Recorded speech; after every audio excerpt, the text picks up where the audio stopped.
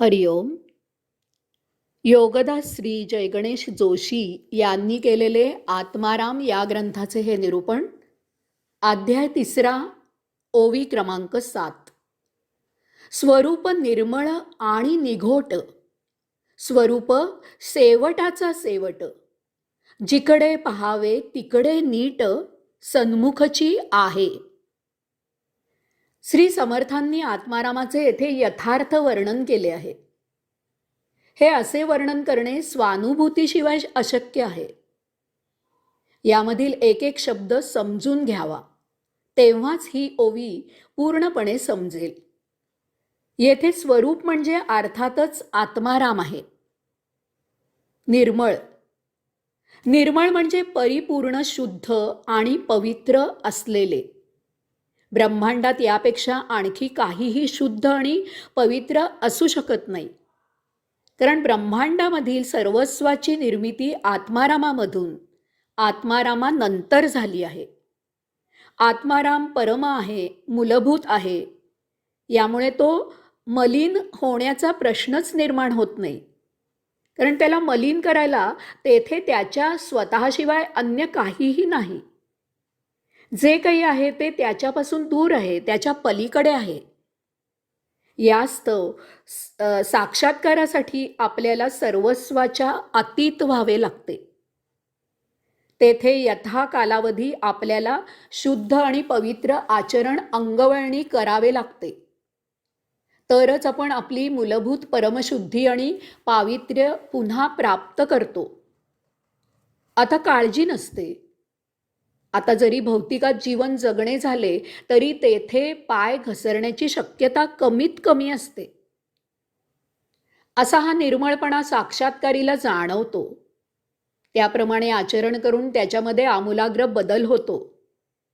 यथाकाळी त्याला आत्मानुभूती प्राप्त होते. तो आत्मस्वरूप होतो. तेव्हा त्याला जाण येते की आत्माराम निर्मळ म्हणजे नेमका कसा असतो.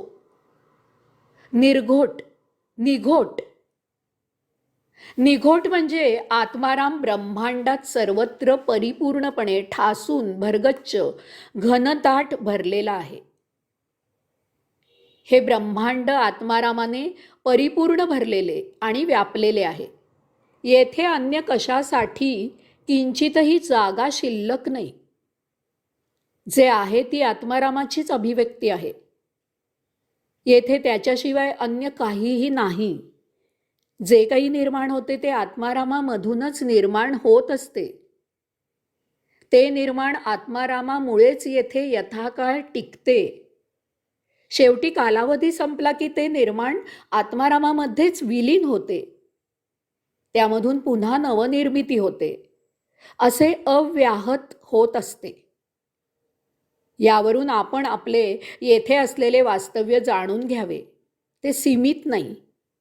एका देहापाठोपाठ दुसरा आणि त्यानंतर तिसरा अशी जन्ममरणाची मालिका सतत सुरू राहते. यास्तव लक्षात घ्यावे की येथे वास्तव्य करण्याला पर्याय नाही. ते करावेच लागते. ते आपल्या हाती नाही. परंतु महत्त्वाचे म्हणजे आपण कसे जगावे यासाठी आपल्याला पर्याय आहे. योगिक आचरण केले तर आपण येथील सृष्टीलीलेचा साक्षी राहून सुखदुःखातीत सदा आनंद घेऊ शकतो. आपण सायुज्यमुक्त म्हणून या ब्रह्मांडी स्वमर्जीने संचार करत प्रभू सेवा करू शकतो. त्या योगे आत्मारामाचे कार्य करू शकतो. सेवटाचा सेवट. आत्माराम ब्रह्मांडाच्या केंद्रस्थानी आहे. तीच ब्रह्मांडाची सुरुवात आहे. आपण परिघा वार आहोत. यामुळे जेव्हा आपण आत्मारामाची यात्रा करतो तेव्हा आपण केंद्रस्थानी पोहोचतो आणि आता या पलीकडे आपण जाऊ शकत नाही.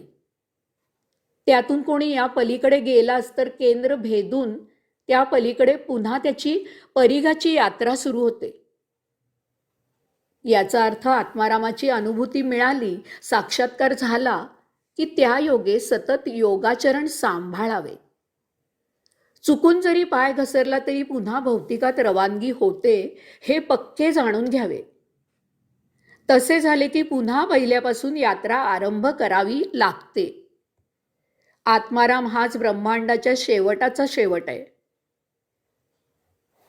टोक आहे.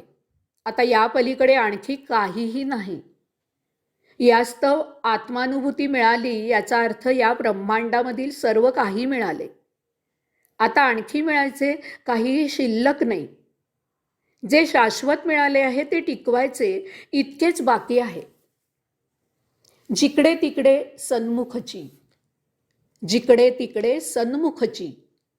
ब्रह्मांडामधील प्रत्येक गोष्ट आणि वस्तू ही आत्मारामामुळे आहे. येथे त्याशिवाय अन्य काहीही असूच शकत नाही. जळी जळी स्थळी काष्टी पाषाणी चराचरात एकमेव आत्माराम आहे. जिकडे आणि जेव्हा जेव्हा पाहावे तेव्हा आणि तिकडे आत्माराम उपस्थित आहे.